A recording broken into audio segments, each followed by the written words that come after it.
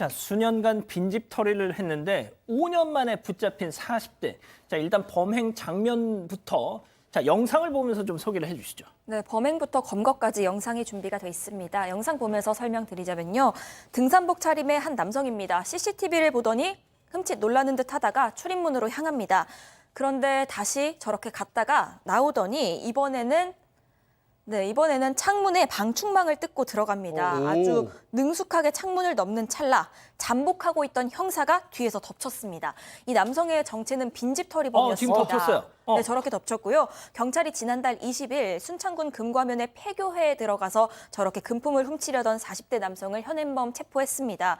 경찰은 남성이 나타날 만한 곳에서 무려 40여일을 잠복했다고 합니다. 이 남성은 최근 5년간 전북 순창 또 전남 곡성 담양 일대를 돌면서 빈집에 침입했습니다. 현금, 라면, 속옷 같은 어떤 생필품 수백만 원어치를 훔쳐서 달아났고요. 현재까지 확인된 것만 120여 회에 걸쳐서 800만 원 상당의 금품을 훔쳤습니다. 아직 확인되지 않은 피해자들의 주장까지 합하면 범행이 500차례가 넘을 것으로 추정이 됩니다. 자, 40여일 잠복했다. 이 폭염 속에서. 자, 그럼 어떻게 잡았는지 그 경찰관분의 얘기 들어보시죠. 저희들이 40일간 추적 있었고요. 피해자가 5년 동안 그 야산에서 근거하면서 도주하고 있는 상황이었기 때문에요. 신용카드나 뭐 휴대폰, 뭐 일반적인 추적할 수 있는 단서가 전혀 없는 상황이었습니다. 웬만하면 보통 보면 한 번이면 이제 그 침입을 안 하는데 이 친구는 많게는 10회에서 30회까지 같은 곳을 이제 침입했던 거고, 생활용품, 쌀, 김치, 라면 이런 등등으로 은거하기 위해서 하여튼 필요한 용품 위주로 그 범행을 했습니다. 자, 이게 무슨 똑같은 곳에 10회에서 30회까지 왔다 갔다 했다. 자, 첫 번째 사건 체크포인트 짚어보죠. 5년 만에 붙잡혔습니다. 자, 5년 동안 어떻게 피해 다닐 수 있었을까요? 일단 범행 대상으로 삼은 지역들이 굉장히 한적한 시골이죠. 농촌이죠. 그러니까 집주인들이 오전에 이 일을 하러 나가시는 거예요. 휙 돌아보면서 그런 집들만 골라서 털었던 겁니다. 게다가 지금 등산복 차림이니까 눈에 띄지 않는 산길로 이렇게 다니고, 혹시 CCTV 같은 거 설치되어 있는 거 그런 거 보이잖아요? 예. 아예 그건 또 본체까지 떼가 버렸대요. 아이고. 예, 그런 상황이었으니까 그렇게 절도를 마친 뒤에는 또 산속에 있는 본인의 은거지, 텐트 아니면 폐가 이런 데 숨어 살았던 겁니다. 이게 잡기가 참 만만치가 않았던 거죠.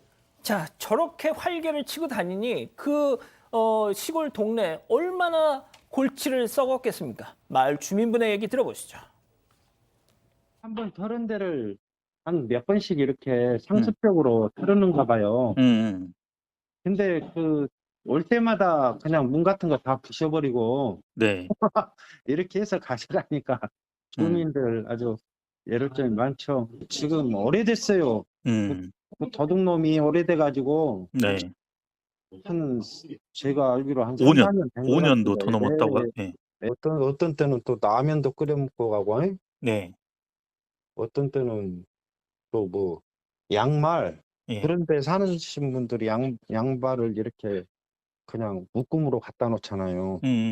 그런 거 팬티, 어떤 분은 또 돈도 70만 원 넣어놨는데 가져갔다 그러고, 라면도 끓여 먹고, 네. 또 반찬 같은 거, 네. 이런 거, 그러니까 밥도 먹고 하고 막 그랬나 봐요.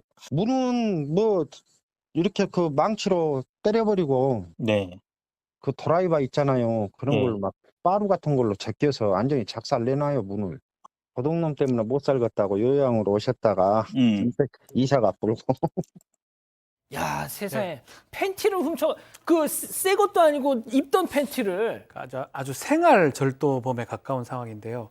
원래 5년 전에 수배가 됐습니다. 수배가 되다 보니까 일상생활이 좀 쉽지 않았고, 그러다 보니까 일상생활을 이어가기 위해서 돈이라든지 생필품을 절도하는 그 행위를 반복했던 걸로 보입니다.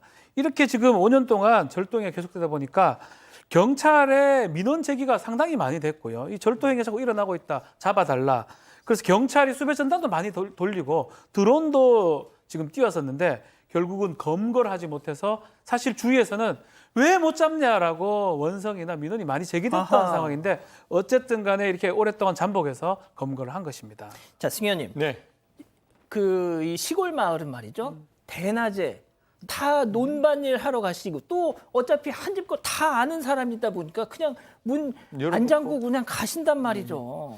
어떻게 보면 자기가 이제 산속에서 자연인으로 산다는 이유만으로 다른 어떤 그 밥벌이를 할 수가 없는 상황에서 이제 생활 절도를 했는 것 같은데 이게 왜 문제가 더 되는가 하면 그럼 생활 절도라면 정말 필요한 것만 가지고 다른 어떤 자기가 삶을 살기 위한 노력을 해야 되는데 저게 그냥 자기 삶의 일부가 되었고 아까 그 피해자들 그런 얘기 하잖아요. 그 집을 온통 다 부숴버리고 갔다. 이거는 어떻게 보면 생활 절도로 볼 수 없는 게 볼 수 없다라고 생각하고 그 피해자들에게 더 많은 피해를 끼치려는 노력을 했기 때문에 저는 이런 사람들 반드시 좀 엄벌에 취해야 되지 않을까라는 생각을 합니다. 마지막으로 경찰관 여러분 진짜 40일 동안 저렇게 잠복하고 있는 거 쉽지 않았을 건데 정말 잘했다는 말씀 드리겠습니다. 자, 하지만 양 변호사님, 과연 중한 처벌을 받을 것이냐? 일단은 상습절도 특가법 적용을 하겠다라고 해서 구속을 시켜서 송치하긴 했는데 다른 것보다도 PX가 전반적으로 그렇게 또 크진 않아요. 상습이긴 한데 아마 이 남성의 범죄 전력, 이른바 전과가 어떻게 되느냐에 따라서